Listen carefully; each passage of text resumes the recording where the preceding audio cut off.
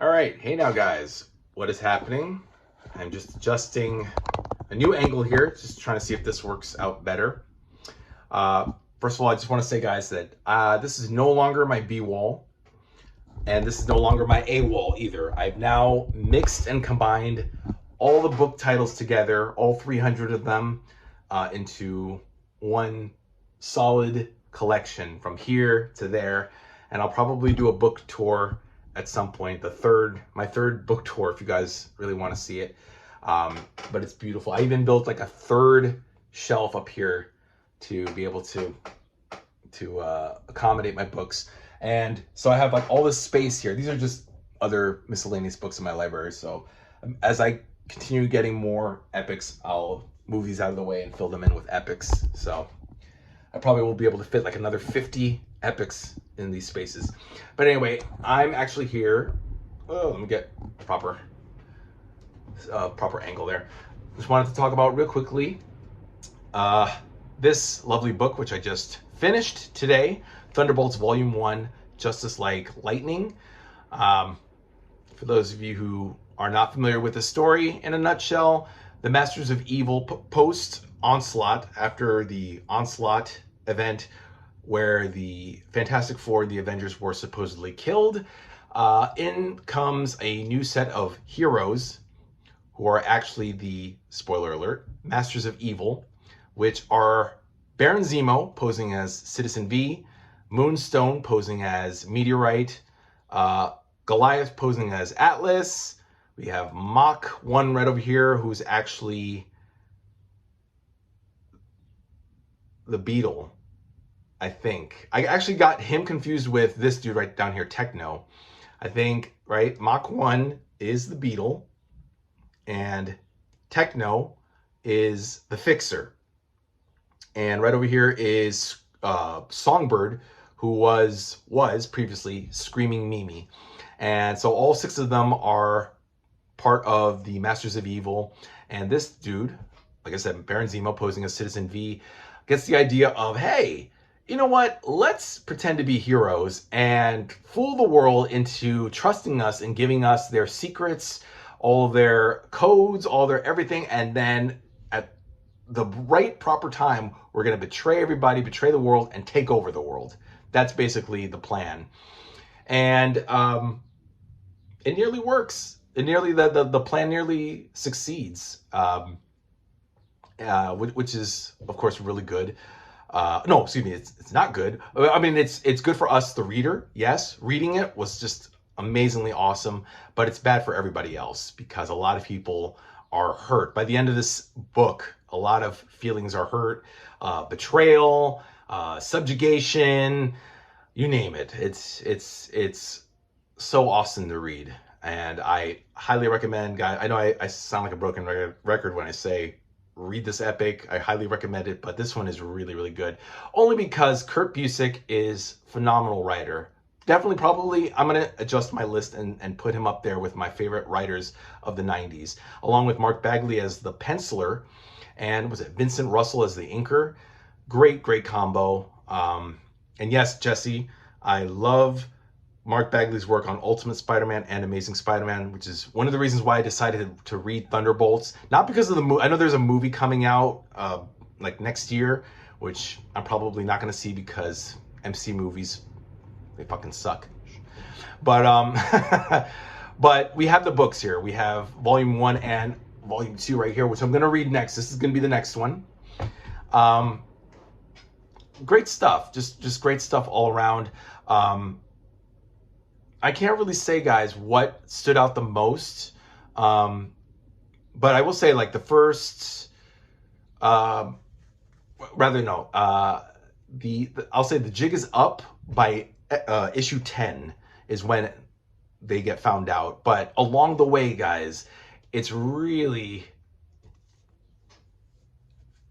a lot of subversive stuff. Yeah, subversive, right? I mean, subversive in the sense that we're to believe that these guys are bad guys, right? These are bad people that are plotting to take over the world, especially this guy. But along the way, like Atlas right here, and these two, Songbird and Mach 1, they all start to like these two start to fall in love with each other. This guy falls in love with their liaison, Dallas Riordan, and you start to actually care about these guys. They're no longer cardboard villains. They're actually people who feel things, and they question their motivation. They really don't want to be villains anymore. They actually enjoy being heroes. More not so much being heroes, but they enjoy the admiration and the respect that they get as heroes that they never got as villains. And they question that. They're like, maybe there's something to being a hero. Maybe we should stick with it, So by the end, by the very last issue of issue 12, everything becomes full circle. From the time you start reading this book to the time it ends, everything just explodes. And of course, the heroes do come back. Fantastic Four and the Avengers do come back eventually and throw a monkey wrench in the plans of Baron Zemo. And it's such a thrilling ride along the way. Nothing really stands out, guys. I mean, just it's like when you listen to a record, I wouldn't say listen to the singles and forget the other songs. Listen to an album from start to finish. Read this book from start to finish, and you get a good idea of the genius behind the Kurt Busiek, and where this can go. I mean, I can't wait to read volume 2. I hope it's like a Wild Bunch or like Suicide Squad, where like these are bad guys who really enjoy being good guys, or they're good bad guys, and even when the real good guys have their backs against the wall, have them with their backs against the walls, it's like we're just gonna go out guns blazing. I just hope if I was writing it, I would write a story where it's just completely anti-heroics. Just like these are really good bad people or really bad good people. I don't know. I don't know which is which. I mean, if you guys know, I didn't read Thunderbolts when it came out, and I should have. And I remembered when they appeared first in Incredible Hulk 449, which oddly enough actually is the second issue from this. They start with Thunderbolts #1, which came out in April of '97, and then goes into Incredible Hulk 449, which came out in January of '97. But I think chronologically, the story is that they appeared first in this event, and then the story with the Hulk came afterwards, rather than the actual first appearance and whatnot. I'm holding this book like a... No, I'm gonna put it down. My arm is hurting. But I really like this book, guys. I wish I could say specifically why you should buy it, but just take my word for it. It's a really clean, brisk journey through these guys who are bad. They're bad people, but they have an attack of conscience because they're human. They are put in situations that make them human, that they realize we don't need to be bad. We don't need to hurt people. They literally do question. They literally do question their motivation. Sorry, guys, my mind is racing very fast. Long work day. And I just love to see more books like these where like bad people, and I'm sure there are. I'm sure a lot of there are books out there where the supposed bad guys of the story are really cool. And anyway, I don't know.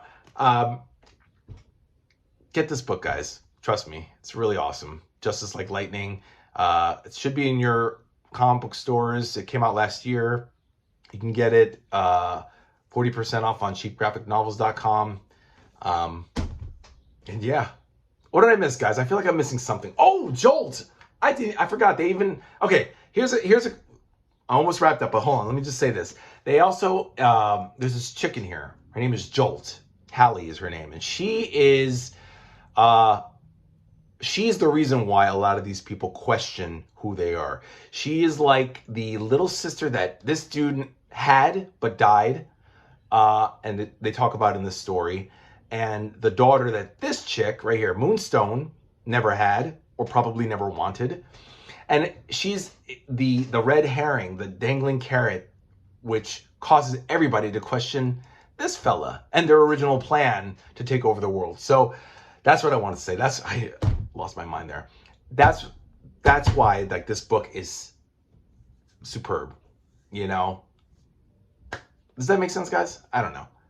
I'm really not trying to talk out of my ass. I'm trying to like, I want to give you guys the goods without trying to spoil anything. Just take my word for it, guys. Justice Like Lightning, Thunderbolts Volume 1. Get it now. 97 and 98. So we're right at the end of the classic era. And I'm not going to spoil the ending because it's really good. It's a double size, guys. The first issue is a double size and the 12th issue is a double size of Thunderbolts. And along the way, you know, they meet Spider-Man, they meet the Heroes for Hire, you know, Luke Cage and Iron Fist. And oh, by the way, you know, guys, I cannot believe Ant-Man, Scott Lang joined the Heroes for Hire after the Fantastic Four. Or who was it? Black Knight left the Avengers, like he survived Onslaught and joined the Heroes for Hire. Like, no one told me. What?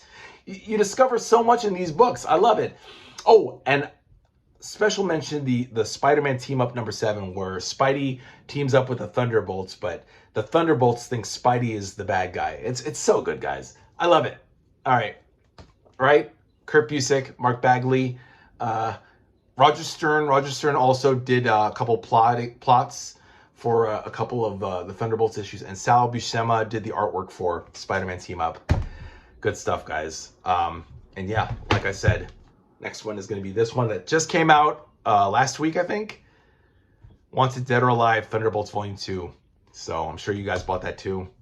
Much shorter too. It's 432 pages. This one was like 504. Or no, 520. 520 pages is, and this is 432. So that's a lot of reading there. Oh, this could be like an omnibus, like right here. These 2 volumes, right? Like 25 issues. All right, guys, that's it. I'm gonna relax, chill out. It's Monday Night Raw. All right, guys, have a good night. Let me know what you guys think in the comments. Thank you guys so much for the praise. I don't want to repeat myself. I don't want to seem like I'm repeating and being boring. I want to continue to expand. I love it, guys. Keep reading epics, okay? And I'll see you in a couple days. And keep on reading, guys. Bye now.